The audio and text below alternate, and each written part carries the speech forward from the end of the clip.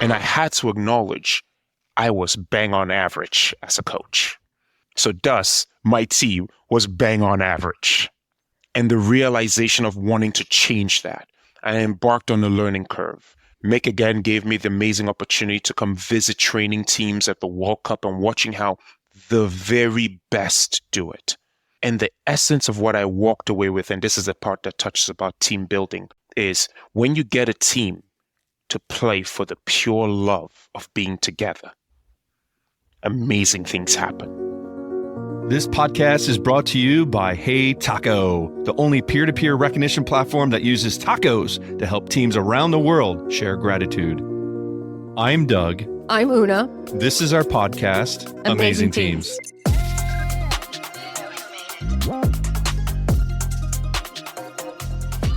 Lloyd Fobi, welcome to the Amazing Teams podcast. Oh, thank you all so much for having me. Pleasure is mine. I am so excited, Lloyd, to introduce you. We clearly go way back, so I'll do a formal introduction. Lloyd Fobi serves as the Senior Strategic Information Technology Leader of St. Charles Health System in Bend, Oregon. He holds a Master's of Business Administration and Entrepreneurial Finance from Willamette University, go Bearcats, along with a master's degree and a bachelor's degree in engineering from Oregon State University. A former soccer coach and player, and now a leader in healthcare industry, Lloyd is no stranger to the practice of building amazing teams. Lloyd, super excited to have you here. Is there anything else you would add to that introduction that I missed? I don't think so. Maybe the only thing I'll add is I also see myself as a dad and also look to be an amazing husband. That's amazing. Lloyd, in one sentence, what does it take to build an amazing team? I'll use the word empathy and caring. It's important to understand that we're human beings. We're fallible to the things that we are not good at, and we try to be great every morning we hit the floor, and you have to be kind and courageous, but at the same time look to hold a standard. And I think at the essence, all of us as humans want to do great work, but also want to also acknowledge the fact that we're people and we're open to making mistakes. Lloyd, I'm curious, you just started or recently started your new role. You're joining a pretty large team, leading a pretty large team. How do you go about building empathy in a completely new environment with a new set of folks? That's a very good question. I'll actually draw back to a story that actually happened at the start of this week. I was meeting for the first time with my end user services team, a group of about 15 individuals. They're responsible for going across all of St. Charles, all of our hospitals and clinics, and setting up new users, computer, internet, you name it. And we went through a scenario where we were asking each other if we knew each other, what do you do after work, who do you hang out with? And the question I related back to them is, coming into a new organization, especially St. Charles, one of the interesting facts is I knew 0 people at St. Charles before starting, not even a friend of a friend. I was coming into a new town, new job, no friends, and having to build trust. And the question I asked them, who should actually be afraid? Me coming in or them receiving me? And it was a mind-boggling exercise for the group, and they actually started recognizing that difficulty is based on perception. All right. So when you talk about building trust, is we all come into the workplace with a bias. If Lloyd picks up his phone and calls one of my employees today, there might be already a pre-in bias. Oh, Lloyd, the boss is calling.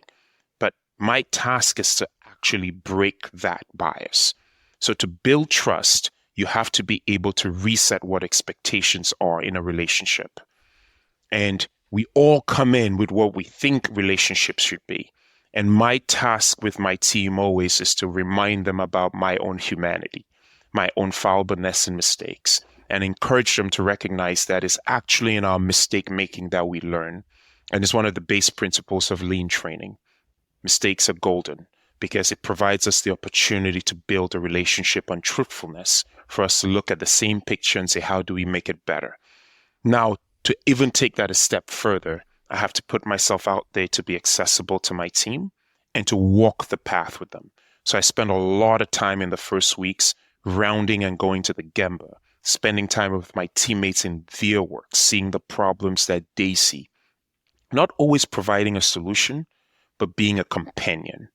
And then from there, my humanity comes in where they see me as another human and we can relate. And then from the relationship, we build. But until you get there, you cannot rush the moment because trust takes time. Trust takes time to be able to say, well, this crazy guy, Lloyd, is actually for real. He really wants to know about my family, my kids, what do they do, how I do my work. Because at the end of the day, all I just simply want is them to enjoy what they do and our end user, patients or providers or clinicians to have a good experience with the technology we provide. Yeah, absolutely. I'm curious, do you lead with trust, or is trust something that needs to be built over time? I think it needs to be built over time. It is easy to say you give trust, but I do believe trust is earned. What you do give is hope. You lead with hope that there's an opportunity to build trust. Now, at the end of the day, I say to every group I start with, there's a space in this world for everybody. We just have to choose to do the work at our very best and at the levels demanded from us. So that is the hope I look to plant with my groups. Hope that if you play your part and I play my part, we would be further ahead than we could ever think. And then inside of that interaction, in the trenches of having difficult conversations, trust is built.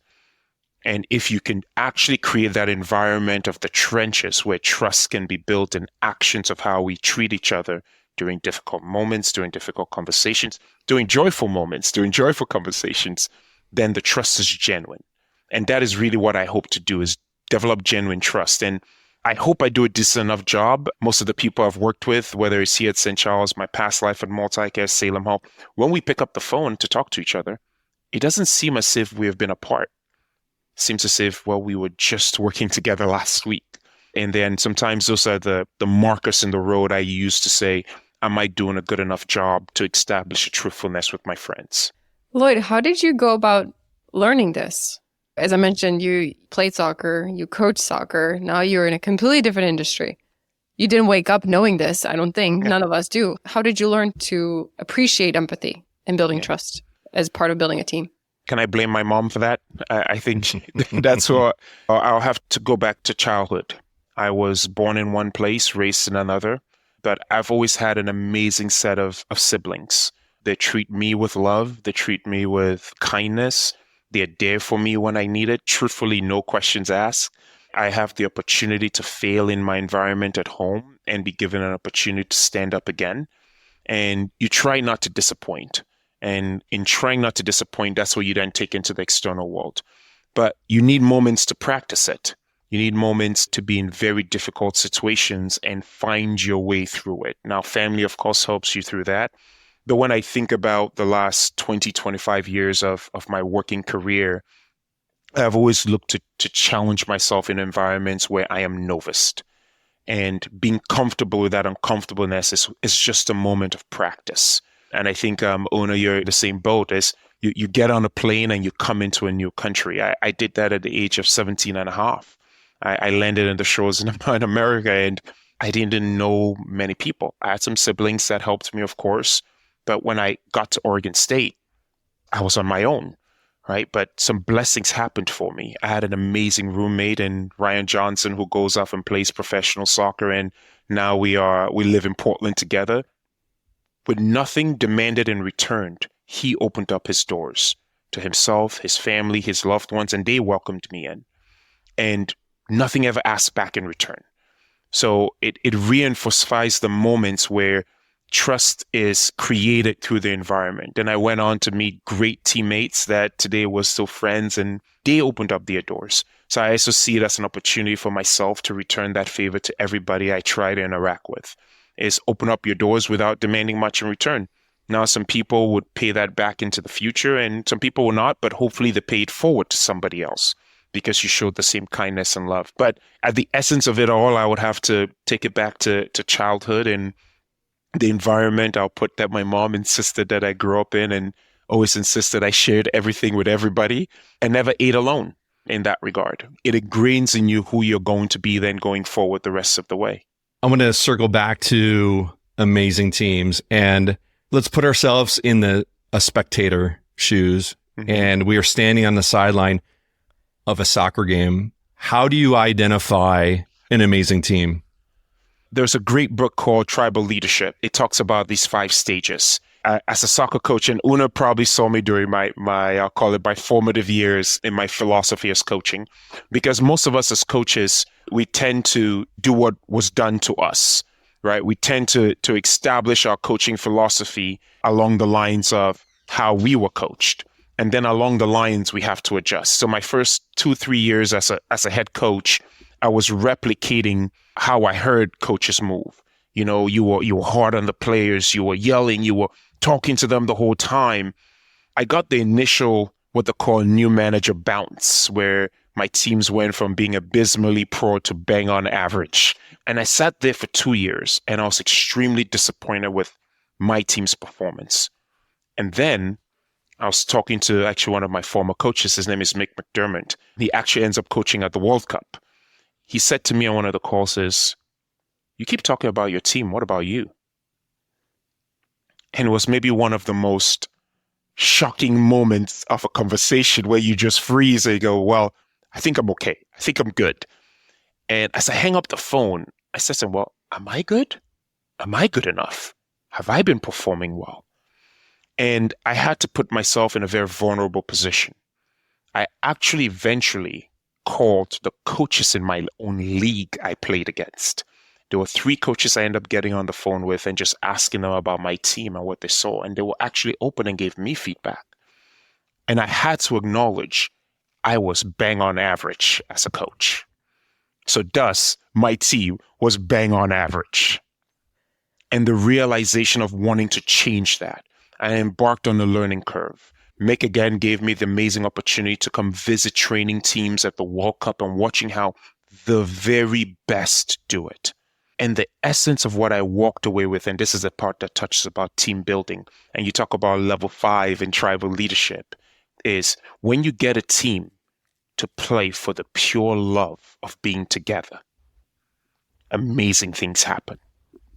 Forget the result. Actually, truthfully, forget the result. It is one of the hardest transitions to do for a leader, especially a sports team coach. And what I had to come back and recreate in my environment is, one, find people that place treating each other at the topmost of their interactions. Not necessarily the best soccer players, but people that placed interactions with each other at the topmost. So I even had to change my recruiting. I went from just watching people on games to actually flipping it around. I only watched them on video, just like this at the time. Then I visited them at their home. Wow. I made a home visit to see you interact with your family. And the accumulating individual, and he might watch this and roll his eyes, was a kid, now a gentleman by the name of Max Berner-Hayes. We had recruited in this philosophy, and he was the key on the top of it. We actually a kid from Washington. And the year where we flip our program to now being a good program, a level 4 program, was Max Berner-Hayes and a host of freshmen. We go on to win the league that year with 6 starting freshmen. You have to watch how these boys treat each other, even up to today. Even up to today. They all still work together in their own companies. They all hang out together. I see them on social media still camping. And we're talking about close to 6-7 years later, 4 years after graduating. And I go back to that moment of sitting in my car thinking about what we had to change. And what I realized, to build amazing teams, I had to first change myself. I had to change myself in how I was going to treat my teammates, how I was going to treat the kids on my team. And what I had to do was really focus in their interactions of self. And those boys loved playing with each other. They absolutely did. We started that season. Here's the crazy part. We started that season 0-3. We did not win a game our first 4 times out. And then they turned from the 5th game and did not drop a game to the first round of the tournament. That's incredible. I still get chills talking about it. I can tell. Yeah. How do you recreate that in the business world? Interesting enough, the business world is a little bit harder. It's a little bit harder because the pace is a little bit different. I won't say slow, I'll just say it's different, right? In the sports environment, there's an intensity of a season, define a start and stop. You can go in the business world, it's more open. right? So again, you dive into more learning as you make this transition. I got a reference to read a book called Legacy by Steve Kerr. It was talked about the All Blacks. It's one of the amazing books. I actually give it now to a lot of my leaders to spend time reading it. And All Blacks, regardless of what sport you play, I care less if it's badminton, soccer, hockey, All Blacks are the most successful team, period, in our time. What you realize that is key to them, it is the selflessness of the group. They have some key things in there of they'll talk about we chop wood, we carry water, we light a fire. You each have to do the hard work for the group. You have to bear burdens for each other. And then when we get on the field, we light a fire together. But those are basic, essential things of survival, right? They talk about leaving the black shirt better than I found it. In there, they talk about sweeping the shed. And when you read these books, these words carry different connotations of what the essence of what they're trying to pass on to the reader is. And when you take that into the business world, is where you start talking about the ability to also show selflessness in the work we do. And I'll pick on sweeping the shed. I cannot ask my teammates at work to do work that I am not willing to do. So I cannot turn around and tell my leader, you need to go get a certification, if I cannot find the time to put my butt in a seat and get certified myself. Now, I can tell you this, I'm a bang on average analyst. Okay, they're very average, but I can understand your world. I can understand the world when a lot is thrown at you with no framework and you have to find your way through it. So to make myself a better leader is by understanding that gap they face so that I can relate to them when we go into the gemba to see our problems. But that is the essence of sweeping the shed. We each take a turn to make our environment better. I should be able to sit and take calls in my service desk and listen to a patient call in, regardless of title. So when I make the decision to switch something up in that service desk, I understand the effect. And in taking those calls, I get to sit and relate to them. I get to hear about their family, how their kid played soccer this weekend and scored a hat trick, how proud they are about their families, what's important to them in the community, where to go hang out to have a beer. You hear it all. But it's that introspection into human beings that you start recognizing where your team is actually pretty good and where you get to help them in simplifying the problems that they have in front of them. So how you do it in the business world, I'll just say, is the timelines are different, and that might only be the challenge, but the concepts really hold true to the essence of creating an environment where people are treated well in that regard. How do you continue doing that? You started a new role, or anyone who's starting a new job, there's things we do at the beginning, right? And then there's things we do as the initial phase of 6 months to a year, whatever that is, has passed. This is clearly very important to you in terms of understanding, empathizing, building, relating to people. But at different times, you will have understood, you will have got to know them a lot more already.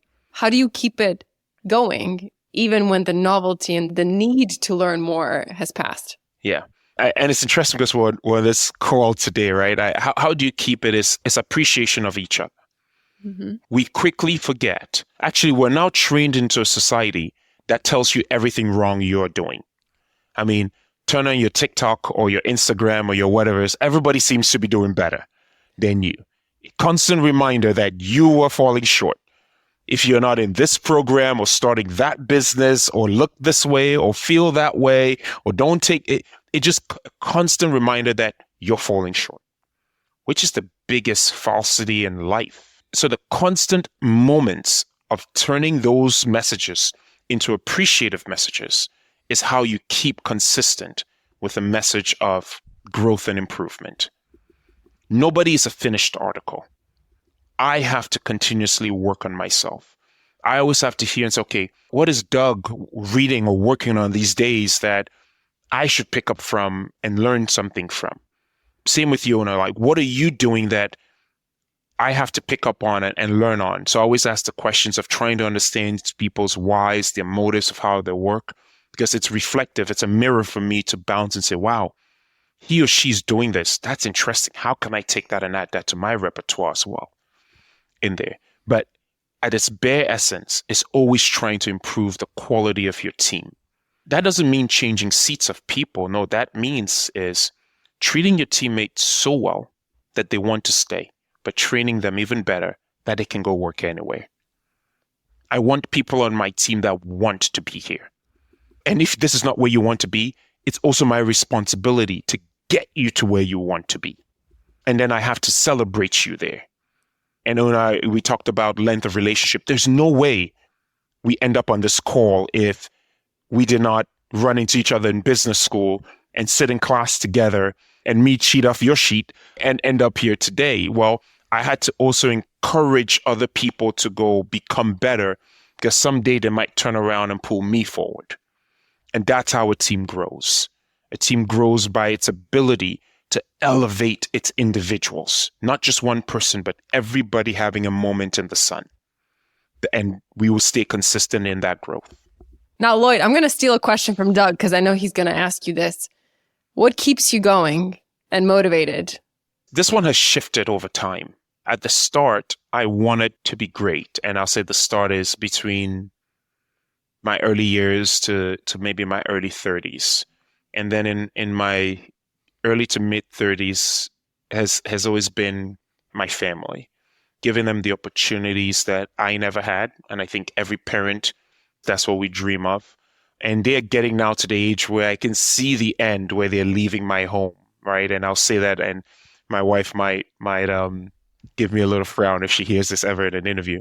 But I can see the end, where they're out of our house. And my intrinsic motivations now are different. And what gives me the motivation today to keep going is simply trying to be effective and affect the world in a way that has a drop of water that causes a ripple, that leads to a wave, that builds a tsunami, that can change an industry. I just want to be a drop. Wow. I'm just let that resonate, marinate a little bit. Simple enough. Just be a drop. Just be a drop. That's really interesting. Yeah, thank you for stealing my question there, Una. I love hearing how people are inspired and what motivates them. I'm curious, I want to go back to thinking about coaching. Now, I know you both have experience coaching, and your coaches are always focused on the strengths of players. I'm curious how you manage weaknesses of teammates and players. You kind of talked about, yourself and being aware of yourself. It starts with awareness, right? And what if you have somebody on your team that is just not aware of their weaknesses, or they don't really believe that their weakness exists? How do you deal with that? I think you've asked two types of questions that, we might have a whole podcast to talk about what people think about themselves on the team in there. That might just be a whole different podcast, but I'll try to keep it simple. There are people that are never going to see the field on a team. They're not going to see the field. And it's actually the shortcoming of the coach if they don't understand how to then use them. It's not the player, it's the coach. And I'm not going to call any names, but in my best years at Willamette, I know 3 kids on my team that they knew they were not going to play, but there was not a single road trip we went on that they were not on the list. They were the glue. We don't win the league without these kids. They kept the team even. They kept us grounded. They were the intrinsic leaders of the group because they reflected who we wanted to be when we showed up. Doug, you have a kid that's in sports. Una, the same, you've done sports. We all know there's sometimes a team walks in off the bus, off a plane, and you look at them and it's like, it's going to be a long day. You don't have to say much. You don't even have to see them kick a ball or hit a ball or throw a ball. The aura that they walk with is a sense of deep confidence in what we are going to do, regardless of what you do, right? And when you talk about people that might have weaknesses, I'll say maybe as a player you might have weaknesses, but the coach's job is to identify what a person's strength is and place them in a seat that their strength overshadows a weakness so well that they are so good at doing that, right? And I'm talking about some of these kids. One has gone on to become a lawyer, and you have to watch him in court.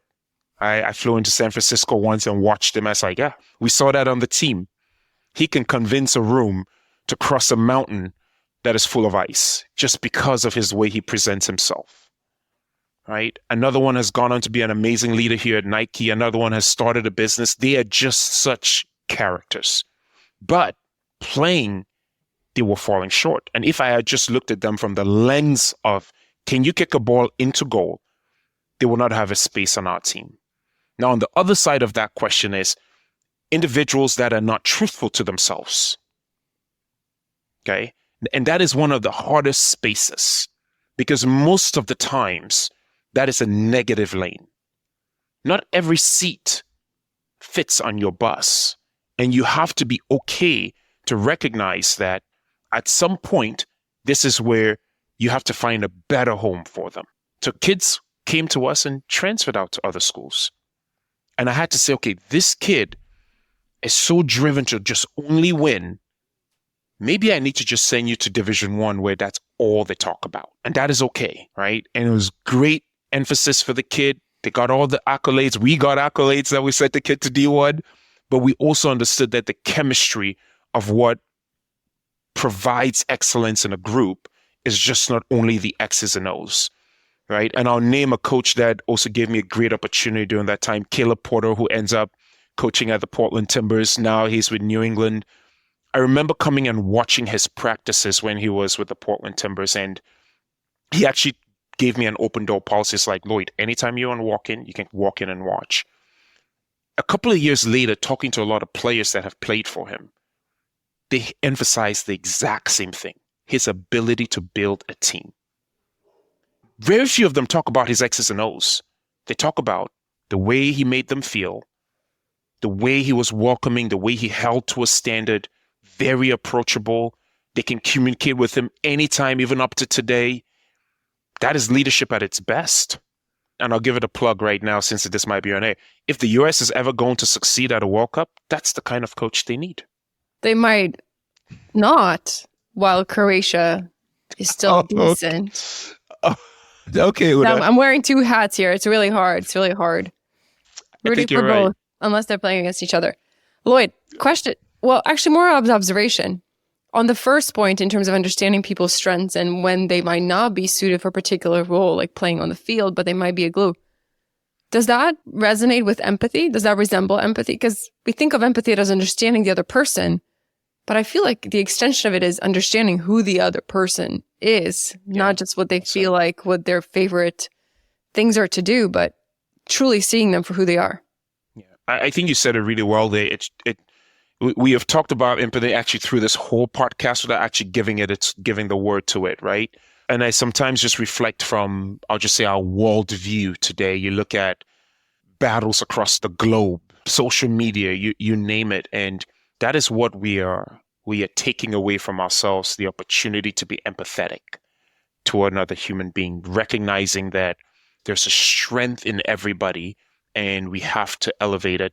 And the principle and thought processes as you go through practicing empathy, interestingly enough, does more for the person giving than the person receiving, which is a strikingly interesting feeling to go through.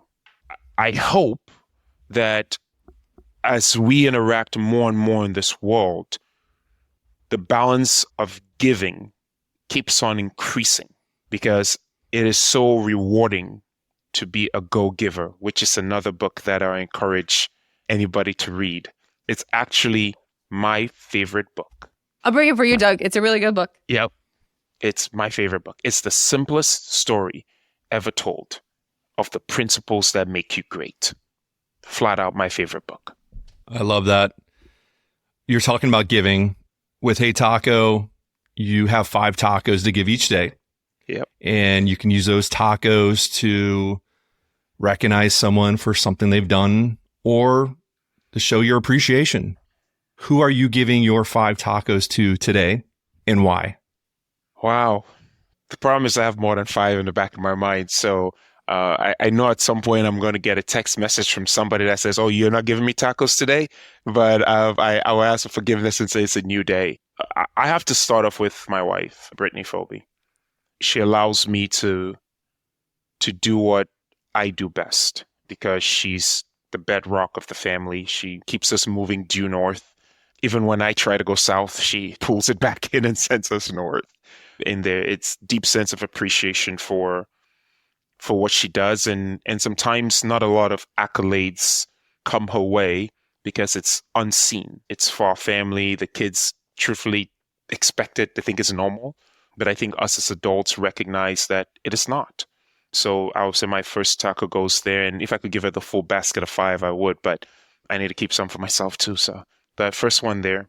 My second one, I'll probably give it to my siblings. And I'll say my siblings because we just on a text message group and we're just back and forth with each other, very supportive in the things we do and the thought processes we go through, what people are going through, being present for each other. It's an unbelievable ability to pick up your phone and say, hey, I need this today. And somebody is just there for you in a heartbeat in that regard. And they also give me a pretty hard time of a bunch of stuff. So, but we'll sort that out at a different time. My third is going to go very specific to some of my mentors because I cannot be where I'm at without constant guidance. That's the gentleman who actually introduced me to the Go Giver book. His name is Mohammed Saeed. He lives in the Portland area. And he gave me that book actually when I worked with him my first year going to business school. He actually is the one who gave me that book to read. And one of the most kind-hearted individuals I have met. And he has gone through such difficult times as a man. He's lost his kids and in some tragic ways, but always still so positive. Started a foundation, One Oman Foundation, and it is deep-hearted to see how people take hardships and don't think about themselves, but turn it outwards and say, I'm going to help in that regard. Unbelievable. And every time I'm having a bad day, I actually think about him in that regard. I say, how bad is your day really, Lloyd? Is it really that bad? Because think about what he has had to go through in there. And then it resets my mind. I'm like, okay, well, I'll be good. In there, let's keep it going. My fourth and my fifth would go to, I'll call it, of course, some individuals have spent some time working. This one will shock him if he ever watches this video. A gentleman by the name of Brian Hockett. Brian Hockett was the CEO of one of the very first companies I stepped to in leadership in. We were a vibrant company out of Salem, Oregon, book by Somerset Investments.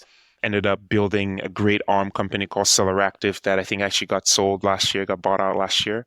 But I am still yet to meet a leader or have a leader that is so humble, unassuming, but very, very focused in what he needs to do. And Brian Hockett is an amazing leader in his community. Watching him do what he has done in St. Paul, you can walk in there and everybody knows him. Extremely savvy businessman, extremely humble in how he approaches his work. And it's important because I know I consistently look for such individuals to relate to in that regard. And my last one has to go to my mom. I'm a mama's boy, and actually my wife says that to me all the time. But she actually was with me this morning. She's with my son at an event at his school today. But it is interesting to take a step back and see her now with her grandkids and always try to counter-reflect how she was with me. She was driven and strict. But she always says, Lloyd, you needed it because we knew very early you had a brain that could go 1,000,000 miles an hour.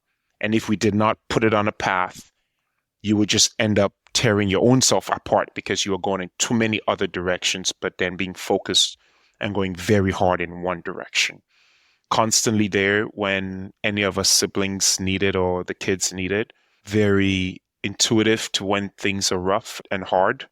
I know I'm blessed to have her with us, and your moments are always counted with your parents.